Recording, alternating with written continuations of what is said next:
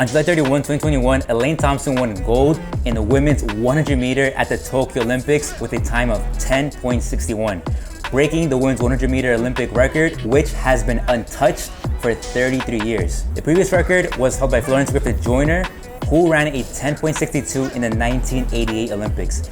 As of right now, not only is Elaine Thompson the fastest woman in Jamaica, but she's the fastest woman alive and the second fastest woman of all time. In this video, we're gonna look at her Olympic record-breaking 100 meter race, analyze her technique in the race, share what makes her one of the greatest sprinters of all time, talk about the training and psychology which makes her an Olympic champion, discuss one of the biggest obstacles she's had to overcome, and finally talk about her chances of breaking the all-time world record of 10.49. If you're new here, my name is Caesar, and on this channel together, we explore ways that we can improve our physique, stay young, and become faster using sprinting. This is episode 5 of Technique TV, where we analyze the fastest humans in the world. Let's get into it. Leading up to this race, the fastest woman alive was Eliane Fraser-Pryce.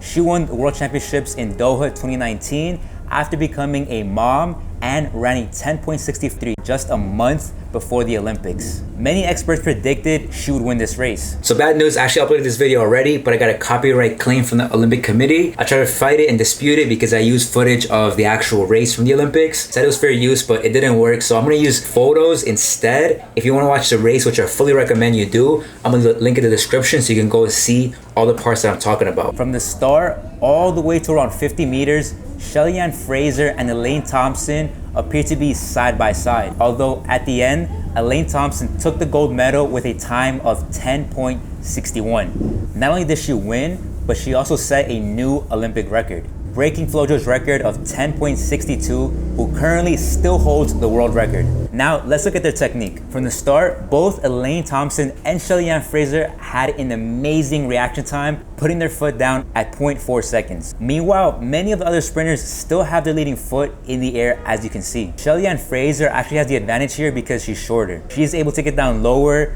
drives that rear arm faster than Thompson, and puts down her third step at 0.8 seconds. Meanwhile, Thompson lands her third step at 0.9.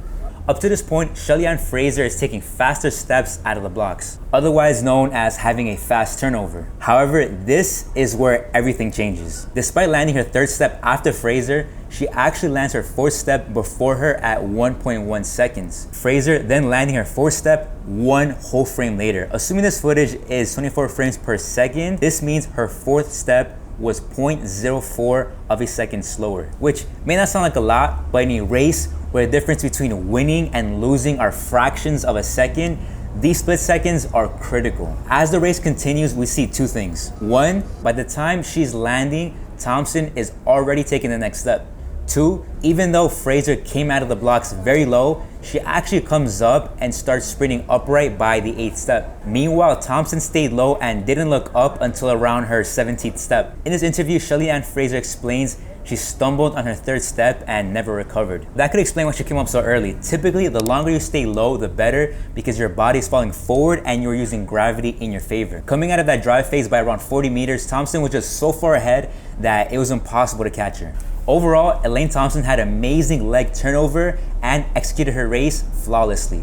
That is why she is now the fastest woman alive and the Tokyo 100 meter gold medalist. She really deserves a lot more recognition. It seems like most sports fans know who the fastest man of all time is, but very few know who the fastest woman is, dead or alive.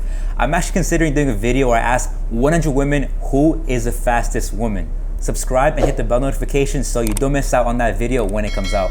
Here's why she's one of the greatest sprinters of all time. She won the women's 100 meter and 200 meter in Rio 2016, the first time a female sprinter has done that since Florence Griffith-Joyner in 1988. As of recording this video, she's a 3 times Olympic gold medalist, 1-time Olympic silver medalist, 1 times World Championship gold medalist, a 1 times World Championship silver medalist, and fastest woman alive, second fastest woman of all time. Most likely by the time you watch this video, she will have probably already accomplished something else. If you're curious about the training and the mindset behind an Olympic champion like her, then here's some interesting facts that I found. She spends 3 to 4 hours per week in the gym. She trains twice a day for 9 to 8 months to prepare for a major competition like the Olympics. I got a lot of this info from a dope interview. If you want to check out the full thing, I'll have a link in the description. Then in a different interview with Olympics.com, when asked about the Tokyo Olympics, she said, "My dream is to get there and recapture my titles and probably get 3 gold medals." Despite accomplishing a lot leading to the Tokyo Olympics, she's clearly hungry to win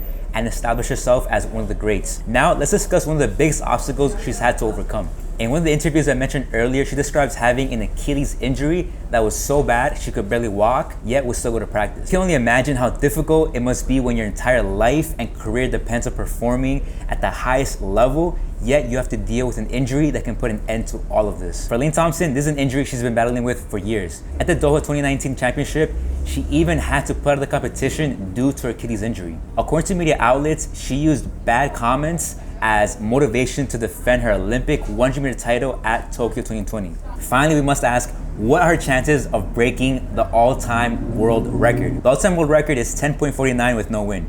Thompson has a time of 10.61 with a 0.6 headwind, meaning wind pushing against her. Everyone else who's come close to that has had tailwind, meaning wind pushing them forward. Eliane Fraser, for example, ran a 10.63 with a 1.3 tailwind. However, I don't think wind alone is gonna get her under 10.49. When Flojo set the all-time record for 10.49, she was 28 and Elaine Thompson is currently 29. Between her injuries and getting older, I'll be honest, it's gonna be tough to break that record, but it's not impossible. Remember, Eliane Fraser had a baby, came back, won the world championships, then set a new personal record at age 34, becoming the 3rd fastest woman of all time. Is breaking this record going to be easy? Of course not. Is it possible? I'd like to think so. With that being said, click here or here to watch more videos like this. Subscribe to see more bangers because I got a lot of cool video ideas planned. Thanks for watching. I'll see you in the next one.